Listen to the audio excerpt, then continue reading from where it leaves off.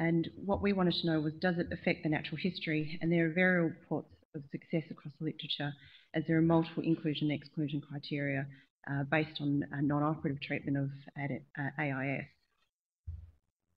So at the Kids, we use bracing as a first-line treatment for moderate curves for adolescents. They must have at least 12 months of growth remaining. It has to be worn for 23 hours a day, and x-rays are taken at 4 to 6 month intervals, and this really depends on the growth velocity of the patient at the time. And progressive curves, which are less than 25 degrees, are also considered for bracing. Those curves that are greater than 55 degrees, so going on to the moderate to severe group, or progressive curves between 45 and 55 degrees, are considered for surgery. So the Kids Hospital is the only hospital in Australia that makes custom-made thoracolumbar sacral orthoses, and these are adjusted every 9 to 12 months. Other institutes use the Boston brace, which is an off-the-shelf type brace. It's much cheaper, but they're not adjusted to fit patients specifically, whereas these are taken from a mould. Full-time bracing, which is 23 hours a day, is required until the patient reaches skeletal maturity. Being an adolescent, compliance can be a huge issue and the success of the treatment.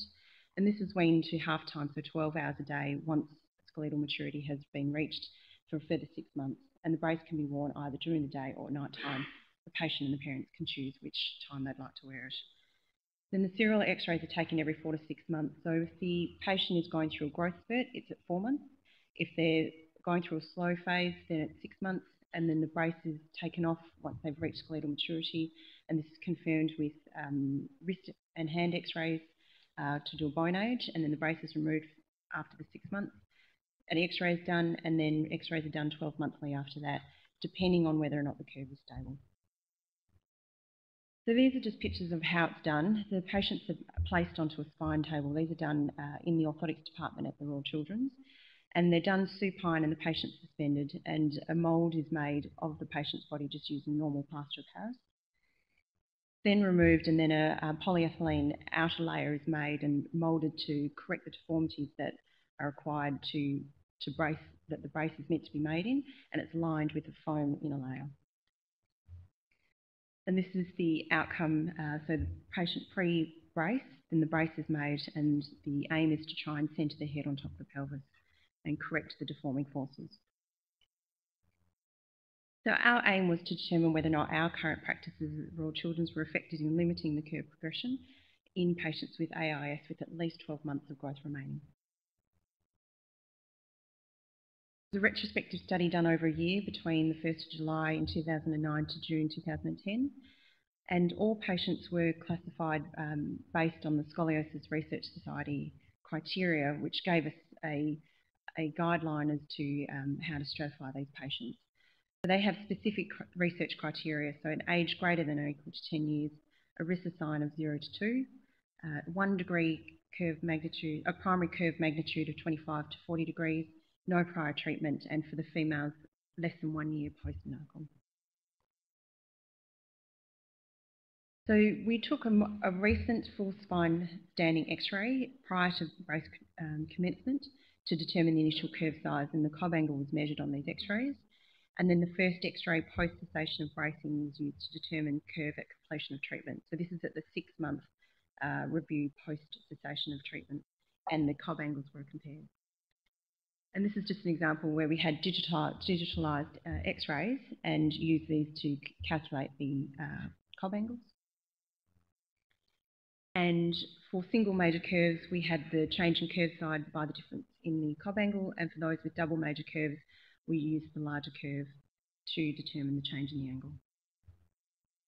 All x-rays were reviewed by a single author on 2 separate occasions using the digital imaging system, and curves were classified according to location, so thoracic, thoracolumbar and lumbar. The outcome measures were measured according to the SRS classification. So these are percentage of patients' curve progression less than or equal to 5 degrees, those greater than or equal to 6 degrees, percentage requiring surgery, curves greater than 45 degrees at skeletal maturity, the mean angle change, and those patients with a reduction in curve size. Subgroup analysis was then done to eliminate potential confounding factors such as age, gender, initial curve size, curve pattern and location. And these were our results. So this is just a snapshot in time of 1 year at the kids. And out of those, we have a weekly spine clinic where 233 patients attended the clinic at Royal Children's, and 146 of these patients satisfied the SRS criteria for AIF. 19 patients were referred to surgery, 2 patients required no active treatment, and there were 125 patients of these 233 that were receiving brace treatment. In that year, 83 completed bracing. So therefore, of these 125 patients, 52 patients satisfied the SRS criteria. There was a mean age of 13.1 years, and the mean cob angle at the commencement of brace treatment was 31.8, so right in the moderate curve range.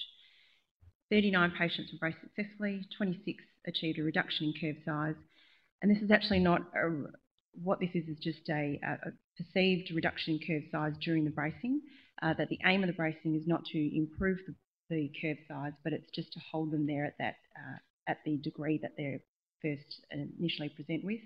And therefore, when they're in the brace, it's perceived as a reduction, but once the brace is ceased, it goes back down to the original curve size. 6 patients required surgery, and 7 patients had a curve greater than 45 degrees at skeletal maturity.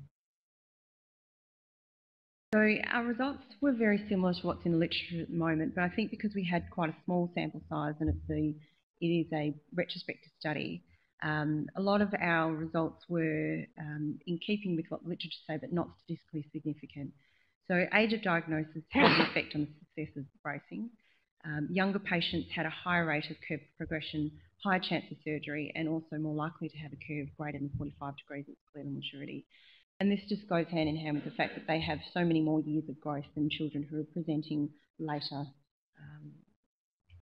in the scheme of things. So the relationship between the initial curve size and the mean angle change during bracing was statistically significant, and those patients that had small curves had better outcomes than patients with large curves, but this was not found to be statistically significant.